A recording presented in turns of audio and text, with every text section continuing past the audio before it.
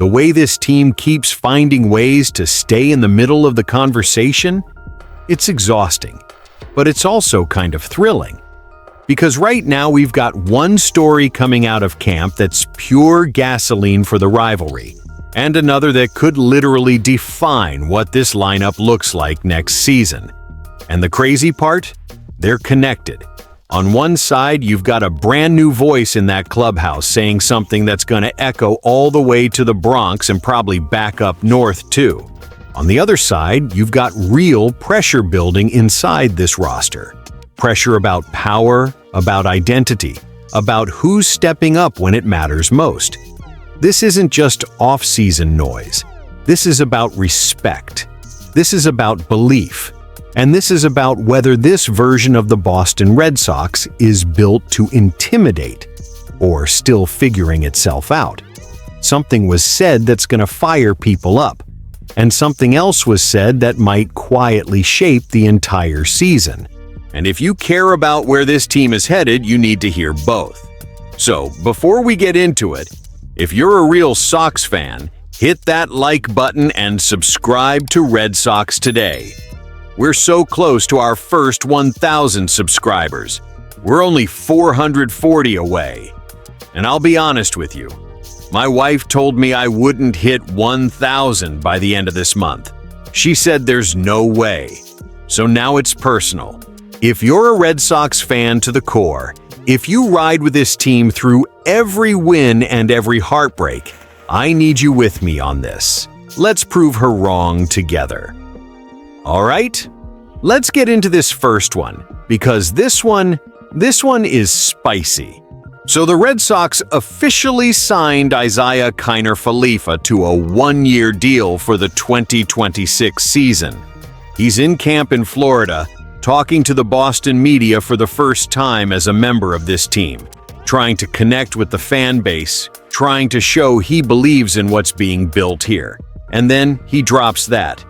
He straight up said that last year, when he was with the Toronto Blue Jays in the playoffs, their clubhouse was happy the Red Sox lost because they preferred facing the New York Yankees. Not joking, not vague.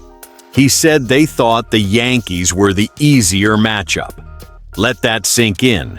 For context, the Red Sox were eliminated by the Yankees in that playoff series where the winner advanced to face Toronto. The Yankees beat us. Then, Toronto turned around and won their series against the Bronx. So, from IKF's perspective, he's saying that wasn't just coincidence. In that clubhouse, they believed the Yankees weren't as strong as people thought, that the matchup was better. And honestly, I believe him. This isn't something you invent for fun. He was inches away from being a World Series hero with Toronto not that long ago. You don't casually make something like that up.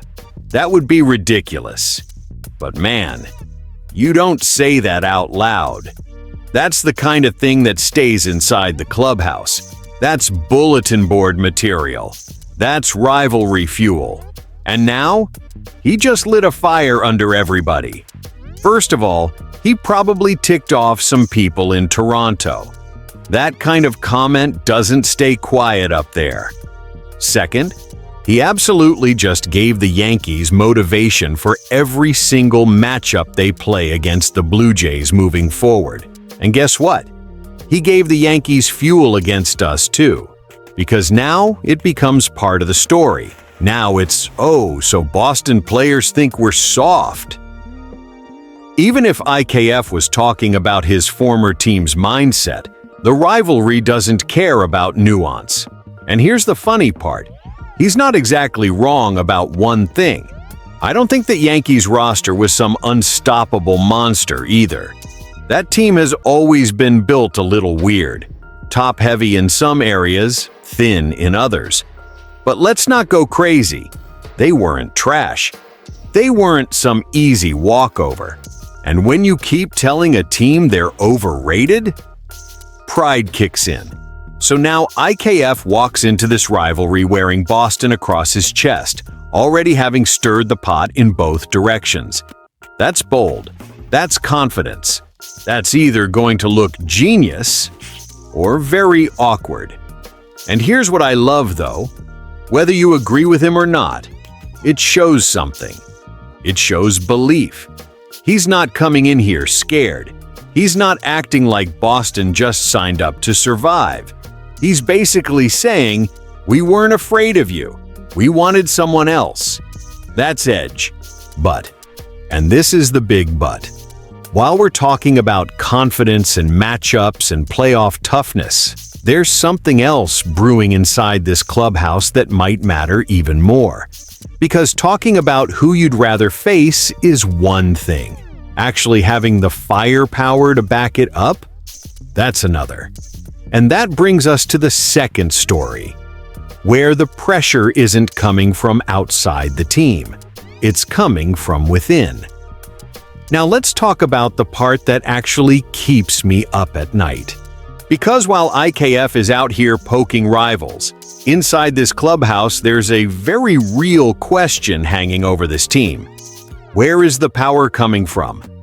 The Red Sox made a lot of moves this winter, and on paper, they're in a better spot than they were at this time last year. They grabbed a wild card spot last season, got into October, and now they're clearly trying to take the next step. They added pitching, real pitching. They brought in Ranger Suarez. They added Sonny Gray. They picked up Wilson Contreras. They added Caleb Durbin.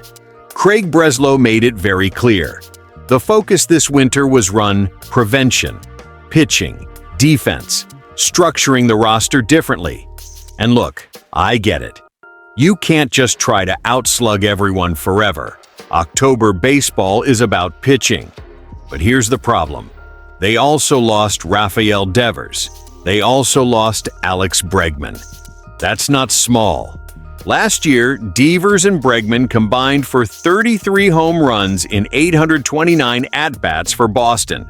33 bombs. That's real middle-of-the-order production. And now, they're both gone. Alex Spire over at the Boston Globe asked the exact question we're all thinking.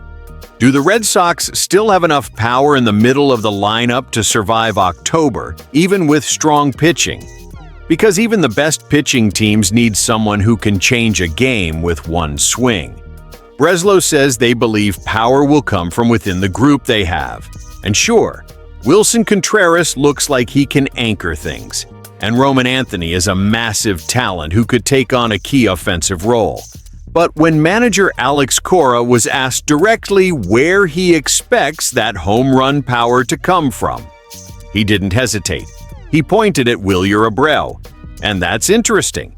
Cora basically said, when Willie is healthy, it changes everything. He talked about how when Abreu was locked in last year, the bottom of the lineup became dangerous. He mentioned Carlos Narvaez doing his thing, but it was Abreu sending balls out of the park that flipped the dynamic. And the numbers back that up. Last season, Abreu hit 22 home runs in just 373 at-bats. That was a career high. The power jump was real. But here's the catch. Injuries slowed him down. After June, his offensive production stalled. The momentum disappeared. Now, Cora says he showed up to camp noticeably slimmer, in better shape, looking ready, and you can feel it. They're quietly betting on him. Because if Abreu gives you a full season at that power pace, that replaces a lot of what you lost. Not all of it, but enough to stabilize the lineup. And let's be honest, there's pressure here. This team chose run prevention over stacking more power bats. That means the offense doesn't just need to be decent, it needs internal growth. They're counting on development. They're counting on health. They're counting on Abreu taking another leap. And if he does, this roster suddenly looks balanced, dangerous in a different way. Built to win tight games in October. If he doesn't, now you're asking pitching to be perfect. And that's where both of these stories come together for me.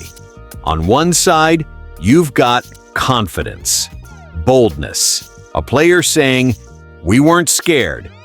On the other side, you've got a team that still has to prove it can hit enough to back that attitude up. This moment right now, it feels decisive. Not desperate, not broken, but decisive.